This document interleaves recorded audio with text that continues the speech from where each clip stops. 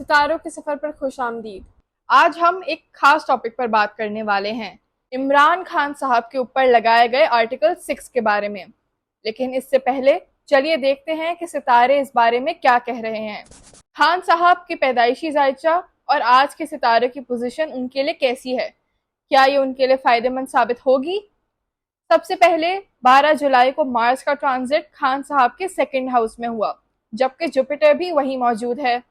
ये कॉम्बिनेशन उनके financial matters के लिए बेहद फेवरेबल है। अब चलिए 17 जुलाई को सन का इनके थर्ड हाउस से फोर्थ हाउस में ट्रांजिट देखते हैं।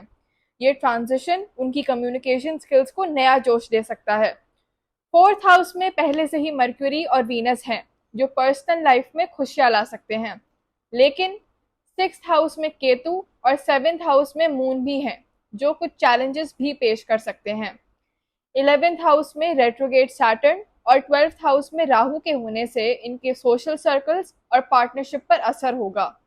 तो चलिए इन सितारों की कहानी को और गहराई से समझते हैं और जानते हैं कि खान साहब के सितारे क्या कह रहे हैं।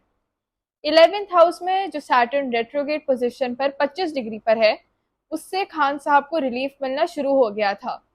मैंने खान साहब पर डिटेल प्रेडिक्शन दी थी, जिसमें मैंने कहा था कि खान साहब के केसेस में रिलीफ मिल जाएगा, और वाकई ऐसा ही हुआ। स्क्रीन पर आप प्रेडिक्शन देख सकते हैं, जिसमें मैंने कहा था कि खान साहब के स्टार पोजीशंस जुलाई में स्ट्रांग होना शुरू हो जाएंगी। चलिए अब करंट पोजीशन को देखते हैं। सबसे पहले राहु और केतु की पोजीशन को देखते हैं। 18 डिग्रीज के बाद राहु और केतु पॉजिटिव हो चुके हैं, और 11th हाउस में बैठा सैटर्न भी खान साहब के लिए पॉजिटिव हो गया है। सैटर्न इंसाफ का प्लैनेट है और ये खान साहब को पूरी पूरी सपोर्ट देगा, चाहे आर्टिकल 6 लगाया जाए या उनको हराने के लिए इमरजेंसी या मार्शल लॉ लगाया जाए। ये सब चीज़ें रायगा जाएंगी, यानी कि नाकाम हो जाएंगी खान साहब के आगे। मैंने army chief Asim Munir, mister Shahbaz Sharif और मिस्टर जरदारी का जायचा बनाया है। खान साहब के स्टार पोजीशंस के आगे ये लोग बेबस रहेंगे और इनकी हर चाल नाकाम होगी। सैटर्न के रेट्रोगेट होने से नवाज शरीफ, शहबाज शरीफ, मरियम नवाज और जरदारी साहब के लिए बुरा वक्त शुरू हुआ है। इनको थोड़े टाइम के लिए राहु और केतु ने सपोर्ट किया था, लेकिन रेट्रोगेट सैटर्न इनके लिए बुरे ख्वाब से कम नहीं होगा। ये सिचुएशन कुछ 15 नवंबर तक ऐसी ही रहेगी। मैंने जनवरी 2024 के जनरल इलेक्शन से पहले एक प्रेडिक्शन दी थी कि खान साहब 70 से 80% सीट स्कोर करेंगे। लेकिन अगर किसी भी तरीके से कोई और सेटअप लाया गया तो वो 6 मंथ से ज़्यादा नहीं चल पाएगा, और ये 6th मंथ है और इस गवर्नमेंट की बुनियादें हिल चुकी हैं। अगर शहबाज शरीफ की डेट ऑफ बर्थ ओरिजिनल है सितंबर 23, 1951, तो वो अगले 2 से 4 महीने के अंदर अपना वजीर आजम का तख्त छोड़ देंगे। जब तक जनरल आसिम मुनीर, जो कि पैदाइशी जायचे से पाइसेस हैं, मुल्क के सरबराह के तौर पर एक्ट कर रहे हैं, तब तक मुल्क तरक्की की राह पर नहीं जा पाएगा।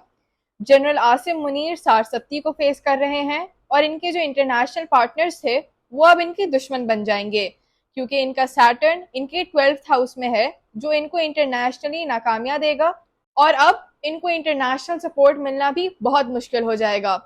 मिस्टर शहबाज शरीफ जेमिनाई हैं, और पाइसेस और जेमिनाई की आपस में नहीं बनती।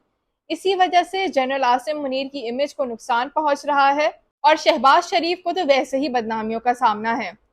जुडिशरी के लिए मेरी करंट प्रेडिक्शन ये है कि मई 2025 तक ये ऐसे ही दबंग फैसले करते रहेंगे और अपनी खोई हुई रेपुटेशन को हासिल करने में कुछ हद तक कामयाब होंगे।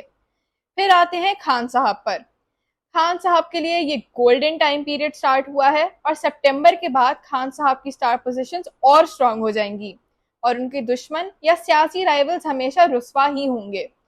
खान साहब की रिहाई जुलाई के एंड या अगस्त में मिलती हुई नजर आ रही है, लेकिन ये 15 से 20 दिन खान साहब के लिए बहुत अहम है, क्योंकि सन ट्रांजिट करने वाला है खान साहब के 4th हाउस में, जो कि इनकी खुशियों में इजाफा करेगा।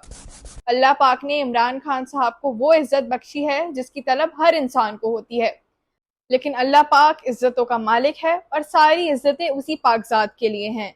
बड़े बोल से तौबा, ये गैब का इल्म है और अल्लाह के सिवा कोई नहीं जानता। मिलते हैं अगली वीडियो में सितारों के सफ़र पर।